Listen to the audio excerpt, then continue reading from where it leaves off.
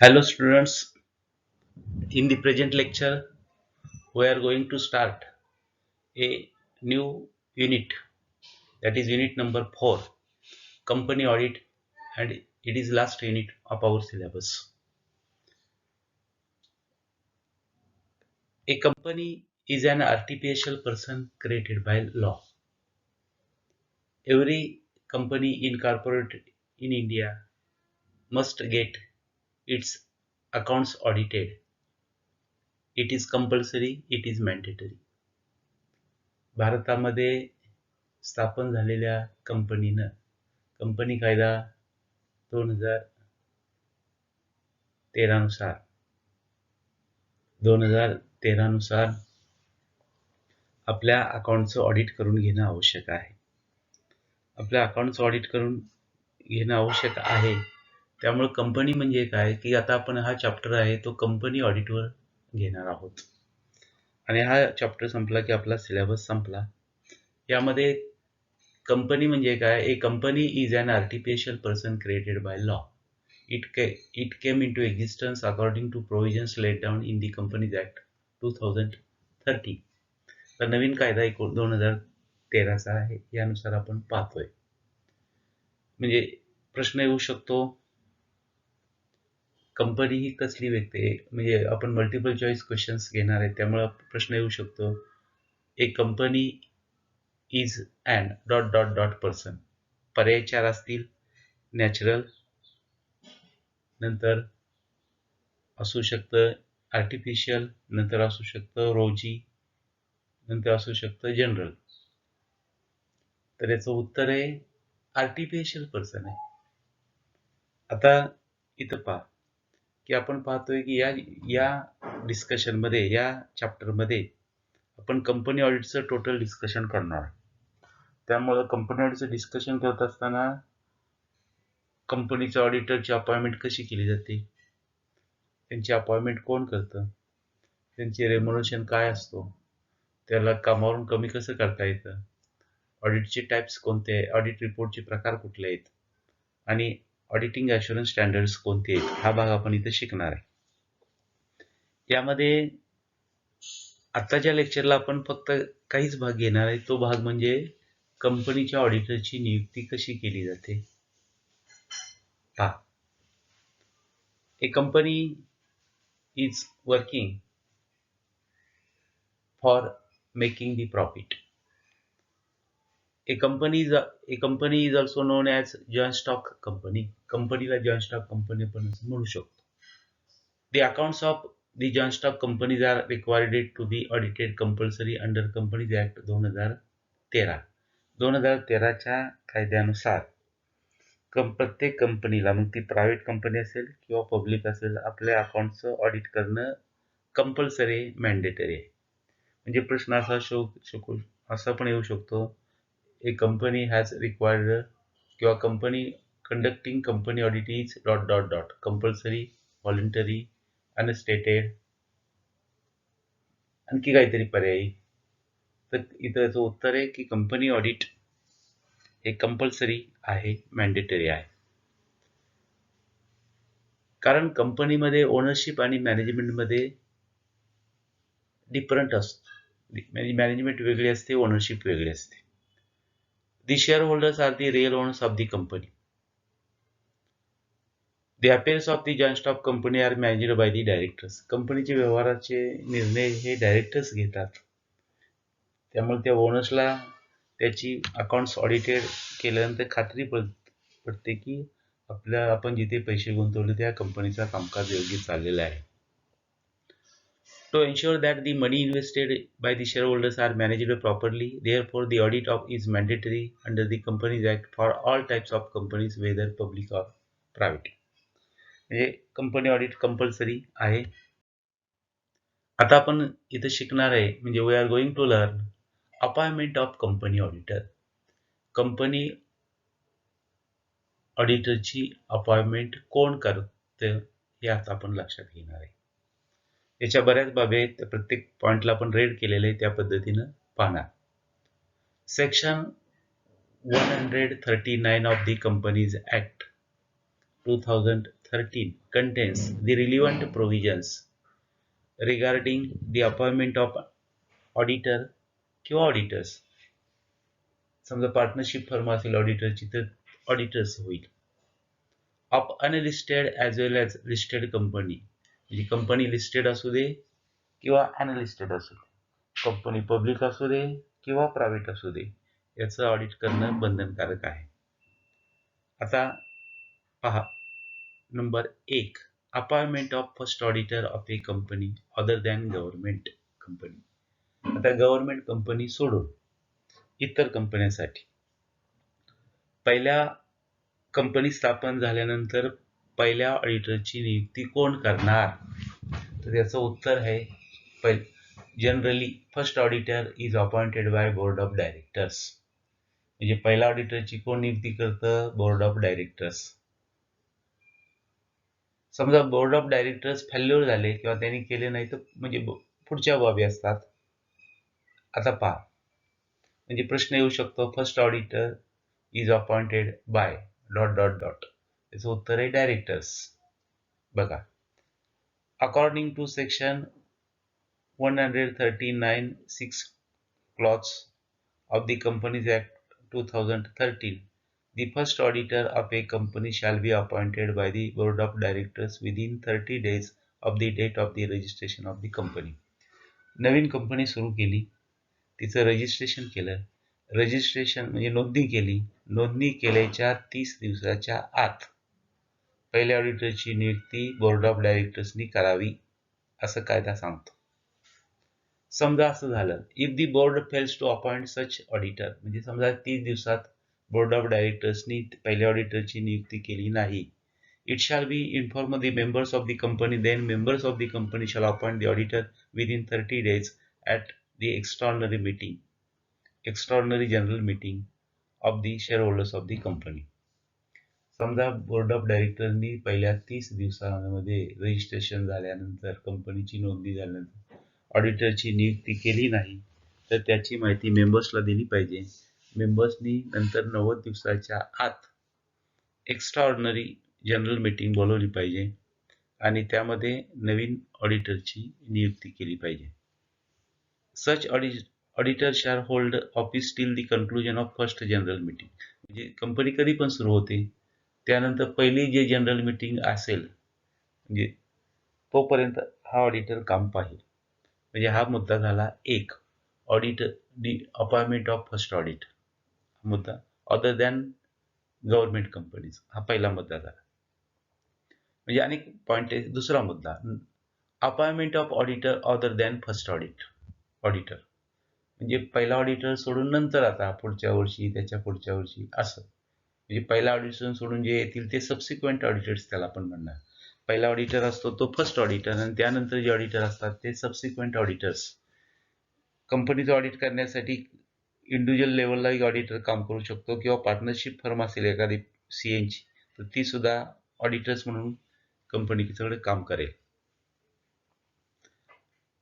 Section 139 clause 1 of the Companies Act 2013 provides that every company, इथं every company इथं फक्त येणार नाही, government company shall appoint and individual, एखाद्या व्यक्तीची म्हणजे तो सीए असतो, सीएची किंवा सीएची फर्म असेल किंवा लिमिटेड लायबिलिटी पार्टनरशिप असेल तर यांची ॲज अन ऑडिटर, यांची ऑडिटर नियुक्ती केली जाते. Who shall hold office from the conclusion of the meeting till the conclusion of it's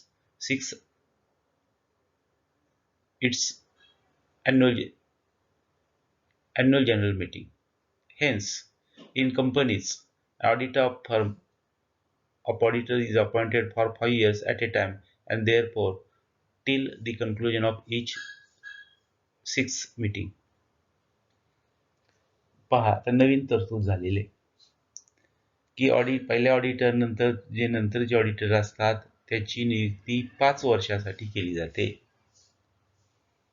म्हणजे पहिली मीटिंग झाल्यानंतर ते 6व्या मीटिंग पर्यंत काम करू शकतात. म्हणजे वर्षातून समजा एक IGM झाली तर 6व्या वर्षापर्यंत काम करू शकतात. म्हणजे अपॉइंटमेंट यांची 5 वर्षासाठी असते. कंपनीचा ऑडिटर म्हणून इंडिव्हिज्युअल काम करेल किंवा चार्टर्ड अकाउंटंटची फर्म काम करेल किंवा लिमिटेड लायबिलिटी पार्टनरशिप चार्टर्ड अकाउंटंटची असेल तर ती काम करेल. म्हणजे थोडक्यात 2013च्या कायद्यानुसार ऑडिटरची नियुक्ती ही 5 वर्षासाठी केली जाते. मात्र प्रत्येक मीटिंगला AGM मध्ये त्याचा ठराव यावा लागतो. Important points to be noted. या संदर्भात महत्त्वाचे मुद्दे पहा. म्हणजे असं झालं आपण basic. Ratification of appointment of auditor, firm of auditor shall be done by the members at every general meeting. ते आता सांगितलंच, प्रत्येक मीटिंगला त्याचा मान्यता घेतली पाहिजे. Written consent of auditor, firm of auditor of such appointment shall be obtained from him or the firm, whether the auditor firm of auditors satisfy criteria provided in section 141 of the Companies Act 2013 regarding eligibility, qualification and disqualification. Company कायदा 2013 section 141 मध्ये ऑडिटरचं qualification काय सांगितलेलं आहे की auditor हा company auditor chartered अकाउंटंटच असला पाहिजे. ह्या कंडिशन जी व्यक्ती किंवा जी पार्टनरशिप फर्म पूर्ण करते त्यांच्याकडून आपण रिटर्नमध्ये त्यांची अपॉइंटमेंट केल्यानंतर रिटर्नमध्ये घेतलं पाहिजे की आम्ही तुमचं ऑडिट करायला तयार आहोत. Before the such appointment is made, auditor firm has to give a certificate in written that appointment or reappointment, if made, shall be in accordance with the prescribed condition, such as eligible for appointment, not disqualified for appointment under the Companies Act 2013 and the Chartered Accountants Act 1949.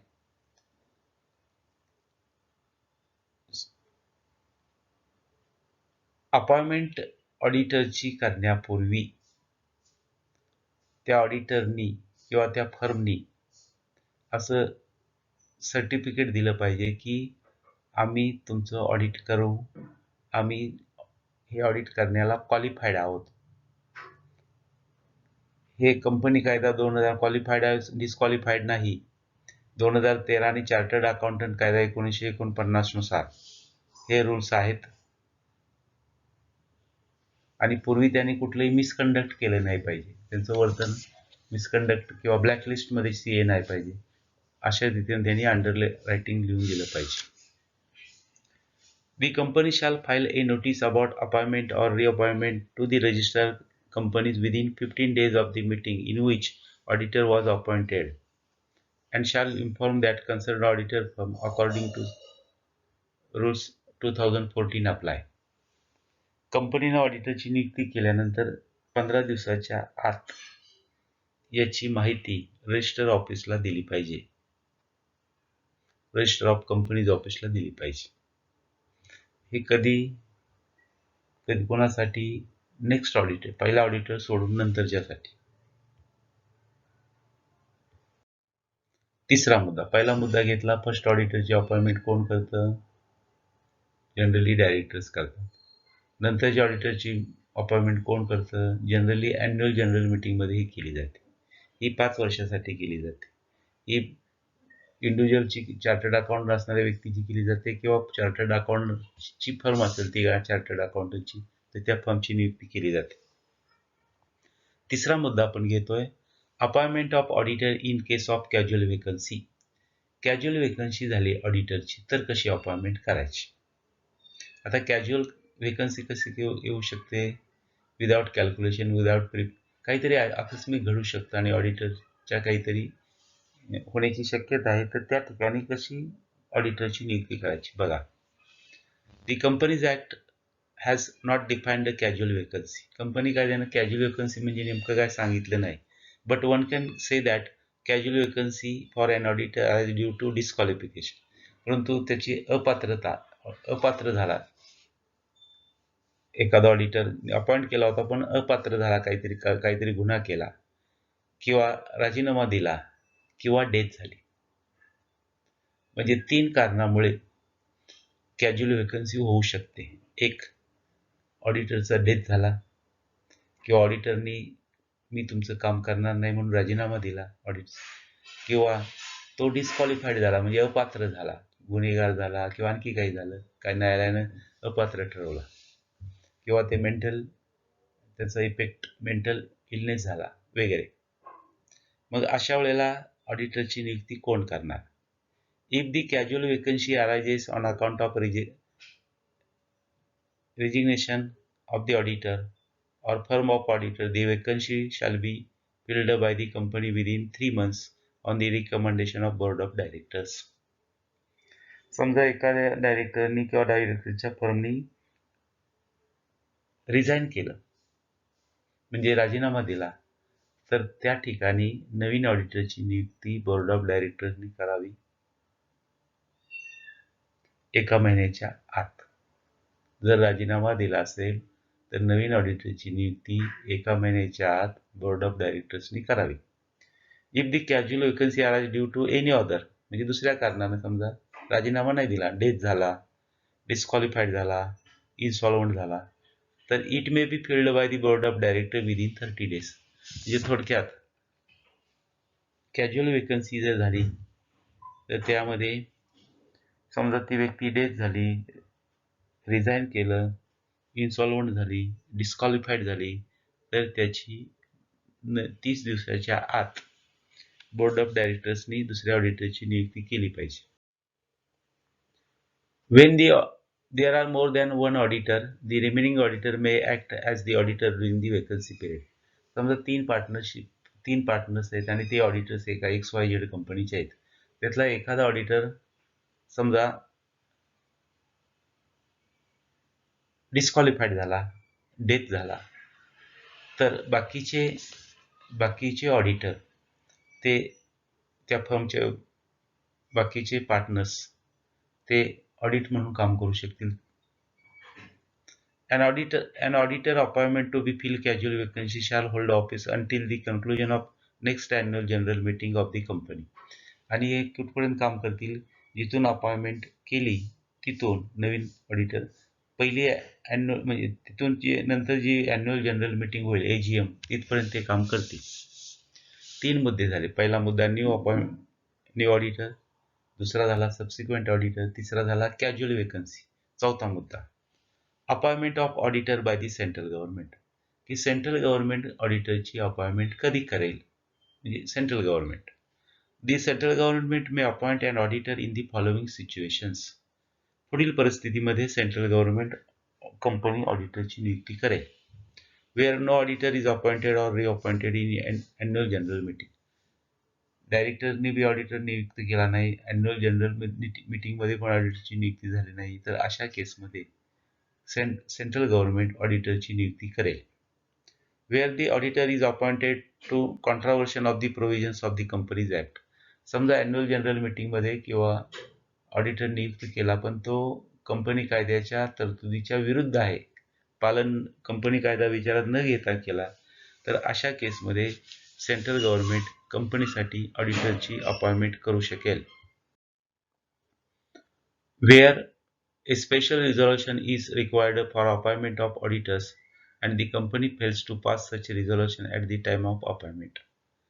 ज्या वेळेला ऑडिटरची नियुक्ती करण्यासाठी विशेष ठरावाची गरज आहे आणि तो कंपनीने केला नाही, तर अशा वेळेला देखील सेंट्रल गव्हर्नमेंट कंपनीसाठी ऑडिटरची अपॉइंटमेंट करेल. Where the auditor appointed at the annual general meeting has not accepted the appointment, किंवा अॅन्युअल जनरल मीटिंगमध्ये ऑडिटर अपॉइंटमेंट केला पण त्याने ती आपली अपॉइंटमेंट ॲक्सेप्ट केली नाही, तर अशा परिस्थितीमध्ये सेंट्रल गव्हर्नमेंट कंपनीसाठी ऑडिटरची नियुक्ती करेल. म्हणजे थोडक्यात सेंट्रल गव्हर्नमेंट ऑडिटरची कधी नियुक्त करेल कंपनीसाठी? जर ऑडिटरची वेकन्सी अॅन्युअल जनरल मीटिंगमध्ये भरली नाही, किंवा अॅन्युअल जनरल मीटिंगमध्ये वेकन्सी भरली पण ती कंपनी कायद्याच्या तरतुदीच्या विरुद्ध आहे, अशा वेळेला, किंवा कंपनी स्पेशल ठराव करून अपॉइंटमेंट ऑडिटरची केली नाही, ज्या केसमध्ये आवश्यक आहे त्या ठिकाणी, किंवा ऑडिटरची अपॉइंटमेंट केली परंतु त्यांनी ती ॲक्सेप्ट केली नाही, अशा सिच्युएशनला केंद्र सरकार कंपनीसाठी ऑडिटरची नियुक्ती करेल. The company should apply to the government along with the list of names of auditors whom the company suggests for appointment of auditor. The central government after due condition appoints the auditor. की वाटलं तर company fail झाली, कंपनीनं म्हणजेच AGM मध्ये ऑडिटरच्या नियुक्ती झाली नाही किंवा एजीएम मध्ये ऑडिटरची नियुक्ती झाली पण त्यांनी ऍक्सेप्ट केली नाही, तर संभाव्य ऑडिटर कोणती याची लिस्ट कंपनीनं सेंट्रल गव्हर्नमेंटला पाठवली पाहिजे आणि सेंट्रल गव्हर्नमेंट त्यातील योग्य विचार करून योग्य व्यक्तीची नियुक्ती करू शकते. 4 मुद्दे झाले. पहिला मुद्दा झाला अपॉइंटमेंट ऑफ फर्स्ट ऑडिटर, दुसरा मुद्दा झाला अपॉइंटमेंट ऑफ सबसिक्वेंट ऑडिटर, तिसरा मुद्दा झाला appointment of during vacancy period आणि चौथा मुद्दा झाला अपॉइंटमेंट बाय सेंट्रल गव्हर्नमेंट. पाचवा मुद्दा appointment of auditor in government company. हे झालं नॉन गव्हर्नमेंट कंपनीचे. 1 ते 4 मुद्दे कोणासाठी झाले? नॉन गव्हर्नमेंट कंपनीसाठी. आता पाचवा जो मुद्दा आहे तो गव्हर्नमेंट कंपनीसाठी. Auditor of a government company shall be appointed or reappointed by the controller of and auditor general of India CAG. म्हणजे कंपनी सरकारी कंपनी असेल तर त्याची नियुक्ती कोण करणार? Controller and auditor general of India, त्याला आपण म्हणतो कॅग. परीक्षेमध्ये प्रश्न येऊ शकतो कॅगचा लॉंग फॉर्म काय? What is the long form of CAG? हे एमसीक्यू टाईपला क्वेश्चन येऊ शकतो. तर कॅगचा लॉंग फॉर्म काय? Controller and auditor general of India. किंवा प्रश्न येऊ शकतो in government company appointment of auditor is to be done by. कुणी केली पाहिजे? तर त्याची अपॉइंटमेंट गव्हर्नमेंटमधल्या ऑडिटरची controller and auditor general of इंडियाने केली पाहिजे. A government company is one. Government company म्हणजे काय? One which the central government or state government or a partly by the central government or partly by one or more state governments and includes a company which is a subsidiary of government company. Government company काय? म्हणजे जी केंद्र सरकारनं स्थापन केली किंवा राज्य सरकारनं स्थापन केली किंवा केंद्र आणि राज्य सरकारनं स्थापन केली अशी कंपनी याला आपण गव्हर्नमेंट कंपनी म्हणणार. Government company or any government corporation hold either singly or jointly not less than 51% of the paid up share capital. म्हणजे सरकारचं भांडवल त्यामध्ये 51% पेक्षा कमी असता कामा नये. अशा ज्या कंपनीमध्ये सरकारचं भांडवल, मग ती सेंट्रल गव्हर्नमेंट असेल किंवा स्टेट गव्हर्नमेंट असेल किंवा दोन्ही गव्हर्नमेंट असेल तर त्यांचं भांडवल 51% असावं, त्याच्यापेक्षा कमी असू नये. असं असेल त्या कंपन्यांना आपण गव्हर्नमेंट कंपनी असं म्हणतो. Appointment of first auditor shall be made by the Comptroller and Auditor General of India within 60 days of the registration of the company.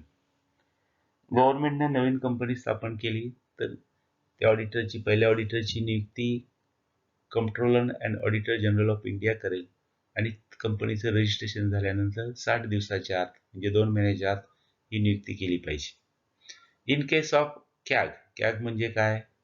Controller and auditor general of India does not appoint auditor within 60 days as stated above, the board of directors of the company shall appoint such auditor within next 30 days. पहिल्या 60 दिवसात controller and auditor general of इंडियाने ऑडिटरची नियुक्ती केली नसेल तर नंतर 60 दिवस झाल्यानंतर नंतरच्या 30 दिवसाच्या आत ही नियुक्ती बोर्ड ऑफ डायरेक्टर्सनी केली पाहिजे. If the board fails to make an appointment of the firm of the auditors, then the members will appoint the auditor in extraordinary general meeting within 60 days. पहा, कॅगनं अपॉइंटमेंट केली नाही, बोर्ड ऑफ डायरेक्टर्सने अपॉइंटमेंट केली नाही, तर मात्र ऑडिटरची appointment कोण करणार? Members करणार. किती दिवसात करणार? 60 दिवसात. म्हणजे पहिली कॅगची लिमिट आहे 60 दिवस, ते संपले. नंतर डायरेक्टरचं लिमिट आहे 30, ते संपले. नंतरच्या 60 दिवसात एक्स्ट्राऑर्डिनरी मीटिंग घेऊन, जनरल मीटिंग घेऊन यामध्ये नवीन ऑडिटरची अपॉइंटमेंट गव्हर्नमेंट कंपनीमध्ये कोण करेल? मेंबर्स करतील. The company will inform the auditor, then he shall hold office till the conclusion of the first AGM. मग अपॉइंटमेंट केल्यानंतर ते ऑडिटरला कल्पना देईल आणि तो पहिला ऑडिटर पहिली AGM येईपर्यंत कार्यभार करेल. यानंतर गव्हर्नमेंटमध्ये subsequent appointment of the auditor shall be made within 180 days from the commencement of the financial year. मग आता त्यानंतरच्या ऑडिटरची नियुक्ती 180 दिवसाच्या आत केली पाहिजे. वर्ष सुरू झाल्यानंतर नवीन. Such auditor will continue hold office till the conclusion of the next annual general meeting. The company will inform the auditor, then he shall hold the office the conclusion of the next AGM. Government कंपनीचे auditor पुढची meeting येईपर्यंत AGM होईपर्यंत हे आपल्या पदाचा कार्यभार करेल. In case of government company, the first auditor or purpose of the auditor is appointed till the conclusion of first AGM, and in case of subsequent auditor, appointment is made for only 1 year, not for 5 years. आता फरक लक्षात घ्या. Non government company असेल तर ऑडिटरची नियुक्ती 5 वर्षासाठी केली जाते, पहिला ऑडिटर सोडून. गव्हर्नमेंट कंपनी असेल तर ऑडिटरची नियुक्ती 1 वर्षासाठीच केली जाते. In case of government companies, the casual vacancy of the auditor is to be filled by CAG India within 30 days if the म्हणजे समजा कॅज्युअल वेकन्सी झाली गव्हर्नमेंट कंपनीमध्ये तर ती देखील ती कोणी भरली पाहिजे, कॅगनं म्हणजे controller and auditor general of India यांनी भरली पाहिजे 30 दिवसाच्या आत. If the vacancy is not filled by within 30 days, then it can be filled by board of directors within next 30 days. Casual vacancy कशामुळे होते, डेथमुळे होते, डिस्क्वालिफिकेशनमध्ये होते, इन्सॉल्वन्सीमध्ये होते. तर याची नियुक्ती कॅगनं 30 दिवसात केली पाहिजे. जर ती नियुक्ती केली नसेल तर डायरेक्टरनी 30 दिवसात पुढच्या 30 दिवसात गव्हर्नमेंट कंपनीच्या ऑडिटरची नियुक्ती केली पाहिजे. The casual vacancy should arise because the auditor has become disqualified. डिस्क्वालिफाईडमुळे होऊ शकते, रिझाईनमुळे होऊ शकते, डेथमुळे होऊ शकते किंवा आणखी काही कारणामुळे होऊ शकते.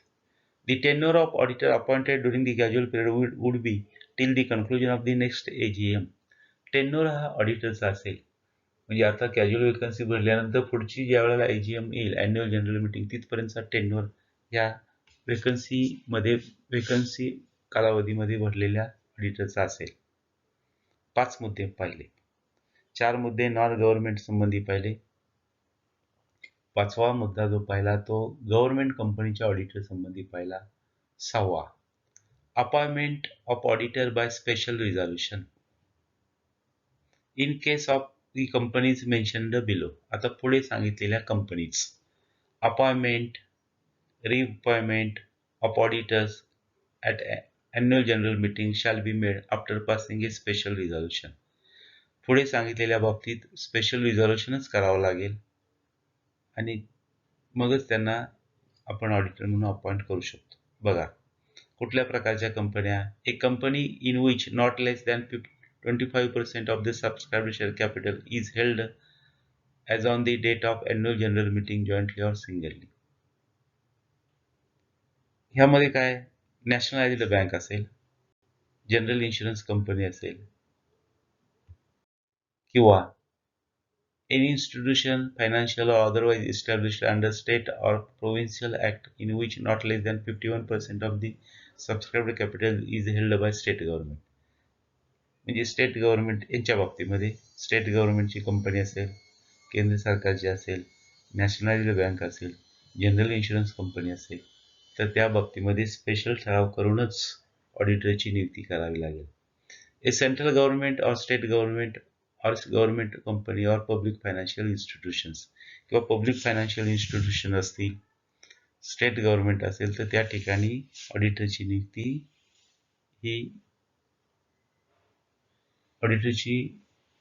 नियुक्ती स्पेशल ठरावाने केली पाहिजे. याला सपोर्टिंग पुढे आपण दाखवलेलं आहे. Here the following points are to be noted. या बाबतीत पुढील मुद्दे लक्षात घ्या. Subscribe share capital includes preference share capital. Subscribe share कॅपिटलमध्ये प्रेफरन्स शेअर कॅपिटल येईल. Special resolution for appointment of auditor is necessary even if a nationalized bank holds the shares of the company in its name as security for the loans advanced by it. म्हणजे special रिझर्वेशनची गरजच आहे. If any of the above mentioned companies fails to appoint the auditor passing a special resolution in its AGM, the central government has the power to appoint the auditor of the company. समजा special ठरावानुसार पुढे सांगितले आणि ऑडिटरची नियुक्ती केली नसेल तर central गव्हर्नमेंटला power आहे. काय पॉवर आहे? तर ऑडिटरची नियुक्ती करायची पॉवर आहे. दी फायनान्शियल इन्स्टिट्यूशन मीन्स कशाला फायनान्शियल इन्स्टिट्यूशन म्हणणार? Any institution constitution under the central act, कुठलीही संस्था केंद्र सरकारच्या कायद्यानुसार स्थापन झाली. Or the institution which not less than 51% of the paid up share capital is held or controlled by the central government, की ज्याच्या कोणतीही पब्लिक फायनान्शियल इन्स्टिट्यूशन ज्याचं भांडवल 51% सेंट्रल गव्हर्नमेंटचं आहे. The official gazette of the central government mentioning the names of the public financial institution, official gazette आहे central गव्हर्नमेंटचं, त्यामध्ये पहिली पब्लिक फायनान्स कंपनी कोणत्या याची नावं असतील. अशा रीतीने आपण एकच भाग आज फोकस केला. कोणता भाग फोकस केला? तर हा भाग आपण फोकस केला अपॉइंटमेंट ऑफ कंपनी ऑडिटर. यामध्ये आपण 6 मुद्दे घेतले. पहिले 4 मुद्दे घेतले होते ते नॉन गव्हर्नमेंट कंपनीसाठी घेतले होते. 5वा जो मुद्दा घेतला तो गव्हर्नमेंट कंपनीसाठी घेतला. 6वा जो मुद्दा घेतला तो स्पेशल रिझॉल्युशनचा. त्यामध्ये आपण public finance institutions, nationalised banks, general insurance company वगैरेसाठी स्पेशल ठरावची माहिती घेतली. म्हणजे अपॉइंटमेंटसाठी 6 मुद्दे महत्त्वाचे. पहिले 4 मुद्दे नॉन गव्हर्नमेंट कंपनीसाठी आहेत. 5वा मुद्दा गव्हर्नमेंट कंपनीसाठी आणि 6वा मुद्दा म्हणजे special resolution for appointment of auditor हा जो मुद्दा आहे तो पब्लिक फायनान्स इन्स्टिट्यूशनसाठी आहे किंवा जिथं सरकारचे 51% जास्त भांडवल आहे तिथं आहे, नॅशनलाइज्ड बँकेसाठी आहे आणि जनरल इन्शुरन्स कंपनीसाठी आहे. आता आपली जी परीक्षा होणार आहे ती मल्टिपल चॉईस क्वेश्चन परीक्षा होणार आहे आणि या मल्टिपल चॉईस क्वेश्चनमध्ये प्रत्येक प्रश्नाला 4 पर्याय असतील. ऑनलाईन एक्झामिनेशन होणार, झालेल्या सिलेबसवर होणार. आपण घेताना सिलेबसमध्ये थेरॉटिकल एक्सप्लेनेशन केलेले आहे. या थेरॉटिकलचेच आपल्याला मल्टिपल चॉईस क्वेश्चन विचारले जातील. 4 पर्याय असतील. एक पर्याय बरोबर असेल त्याची आपण सिलेक्ट करावा आणि परीक्षेला अपेअर होण्याची तयारी करावी. अजून याच्यावर आपण काही लेक्चर्स घेणार आहे आणि ते लेक्चर संपल्यानंतर मग आपला advanced accountancy paper 2 that is ऑडिटिंगचा सिलेबस संपेल आणि परीक्षा आपली डिसेंबर महिन्यामध्ये जनरली 15 तारखेला सुरू होईल. त्याचं टाइम टेबल आपल्याला वेबसाईटवर दिलं जाईल. सर्वांनी वेबसाईटवर टाइम टेबल पहा, परीक्षेची वेळ पहा, सूचना पहा आणि त्या पद्धतीनं आपण तयारीला लागणार. या ठिकाणी आजचं आपण लेक्चर इथं थांबवत आहोत.